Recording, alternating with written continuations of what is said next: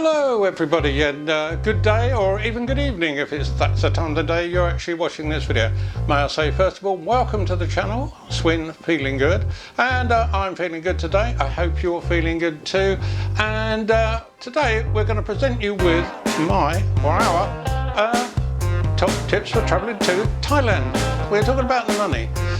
Thailand money, or the money in Thailand, is Thai Baht, not Bath as you often see it written, but Baht. B-A-H-T. It's made up of usually the notes, a 1,000 baht note, which is in my money worth about £25, about $30 US.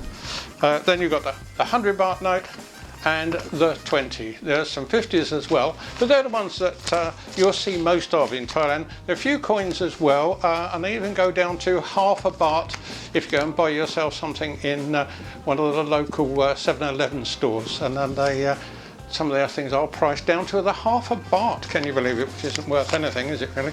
So there we got it. So we got the we've got the 1,000 baht note, the 100 baht note, and the 20 baht note. So the first thing that comes up is you're going to be travelling to Thailand. You're going to change some money up, or you want to bring a credit card.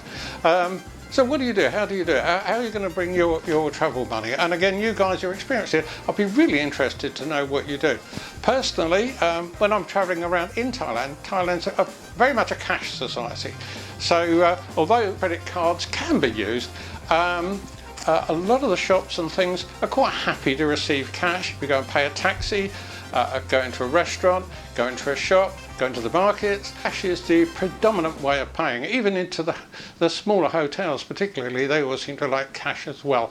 So cash is quite handy in Thailand. Personally, when I'm travelling around in Thailand, then I always carry a wallet with a few baht in it.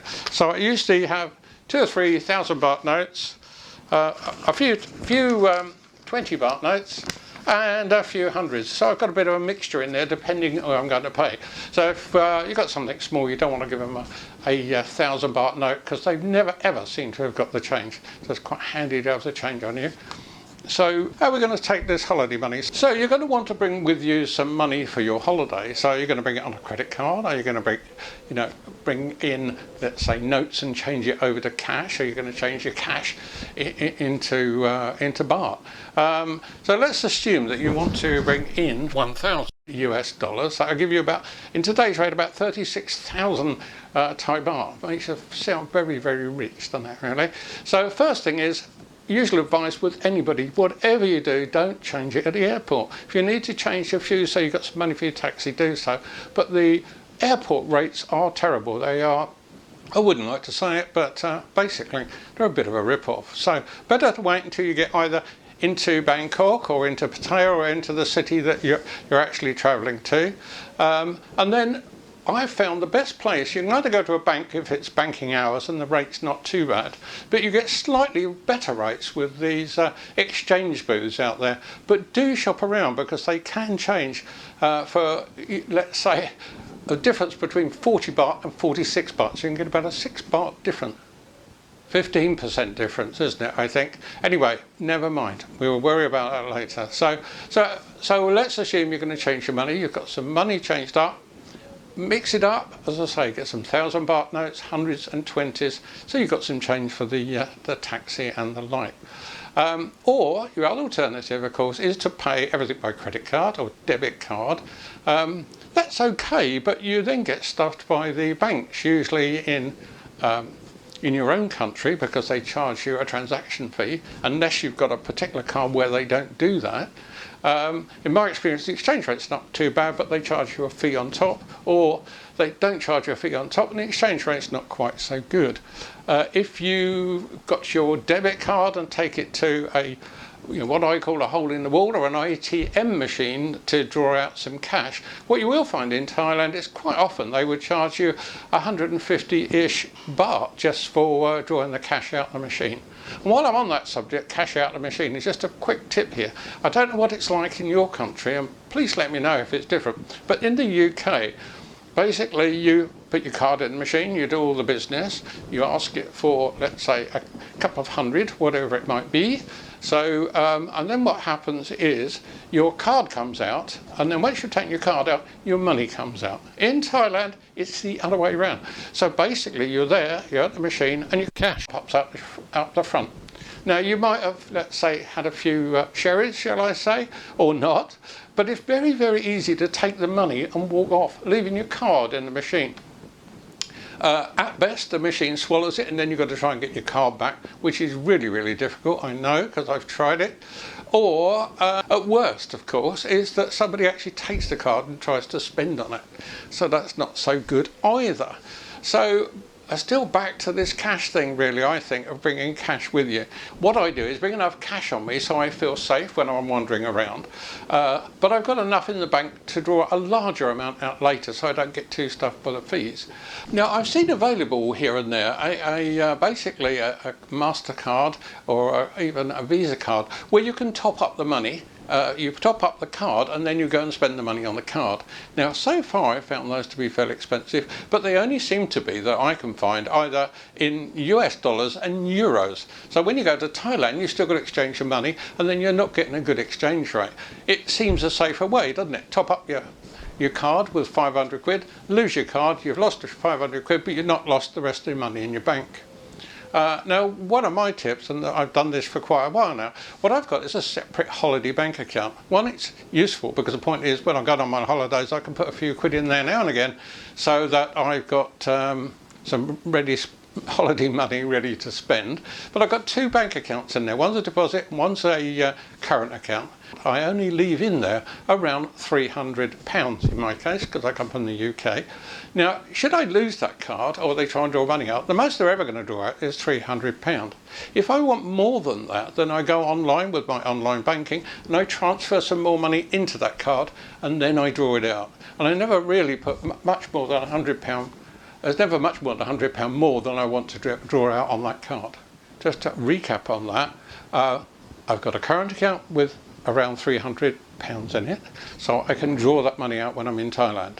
I've got a separate deposit account with the same bank so that I can then transfer money to that current account and draw that out as and when I need it. Should I lose that debit card, the worst I'm ever going to lose is the £300. Chances are I'm not anyway, but I'll only ever lose the 300 quid maximum.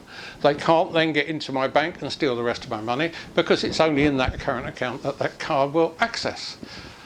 God, that took a lot of talking about. That sort of makes sense to me, and I've done that for quite a while now. I find that quite useful. As I said before, most places take cash, especially bars and restaurants and the like. So if you are going to change your money at one of these booths or particularly at the bank, what you will find is if you've got any money with you, either dollars or pounds or whatever it is the country you come from, and somebody's written on it, or it's dirty or it's slightly torn, they won't accept it. And that it has to be an absolutely perfect banknote, and that is particularly so if you go and change it in the banks. Just thought I'd warn you on that one. So whenever you're going to draw out some money in your country, make sure, can you ask your bank as they give you that pile of cash, can I have clean ones, new ones please, because otherwise you might have difficulty changing them. But other than that, it's really quite easy. But what they will do pretty near everywhere, and just so you're warned, they do need an ID and often your hotel address. For your ID, often what they will then do is photocopy your passport. No problems with that. I just thought I'd warn you just so you know. It is a requirement in Thailand to carry your passport on you. I often don't do that, only when I'm going to change some money. What I do, instead of carrying the passport with me, because I'm scared of losing it, I've made a photocopy of it and I put that in my pocket. And I've also taken a photograph of it and I put that on my phone. I've even uploaded it to the cloud together with my holiday insurance and all my other documents I need for my holiday. So I've got it there in an electronic form. So should a policeman come up to me and say, can I look at your passport, please?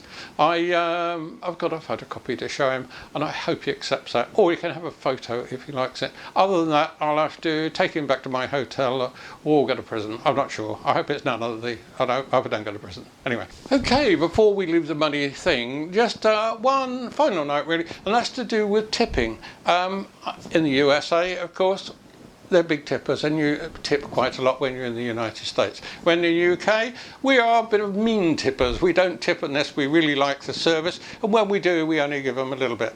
And Thailand is somewhere in between all that. You're in a bar, for example, and they bring you drinks, and at the end of the evening, you pay your bill. Then normally one would give them a 10% tip. Often what you'll find is the bill will come on a little tray, or as you probably recognise in many places, like a little book, and you put your money in that and you put the tip in it. Now, that's okay, but that tip will then go usually to the restaurant staff as a whole, or the owner if he's a really mean, nasty man. But other than that, if you want to give a tip to the actual waitress concerned, then it's quite okay in Thailand to give her this tip separately. Okay, so the other thing is taxes, about the same really. You negotiate the price and you think, oh, okay, 200 baht to wherever I want to go to, and you've haggled him down to 190 baht. Do I give him a tip? And now I've got him down cheaper. Well, personally, I don't like to be mean when I'm on holiday. Thailand, a lot of people, particularly since the pandemic, are struggling for money. Then I knock him down to 90 because that's what I feel is right. But then when I come to give him the money, I usually give him the 200, so to keep him there. So taxes, normally a little bit of a tip always goes well. A big tip obviously goes even better. A friend of mine always told me this: if you're going back somewhere and it's like a nice bar or a posh restaurant, always tip a little bit over the top, because when you go back they will remember you and you will get a little bit of an extra service compared with anybody else. Particularly in a bar, they will notice you. If you tip that bartender, he'll notice you coming in the door, I would think, if you're giving him a good enough tip. So that's that on tipping, and it's usually only in restaurants, taxis, and those sort of places. You don't tip anywhere else. Yeah. So that's the end of the money bit. We had a good old chat about that. As I said before, if you've got any more advice on to tell people a good idea what to do with money while you're in Thailand, then please leave a note down below. Okay. You're travelling to Thailand soon. I hope you found some of these tips useful. If you did, I really appreciate it if you gave us a like, and also more importantly if you subscribe, because we're trying to get our subscribe numbers up at the moment, and we're working on it and they're coming up gently, I am pleased to say. So all I can say now, this is Swin on the Feeling Good channel. So it's Swin Feeling Good saying bye bye for now, and hope to see you in the next one. Bye bye. Oh, I nearly forgot. Don't forget to check out our other top tips for travelling to Thailand videos coming soon.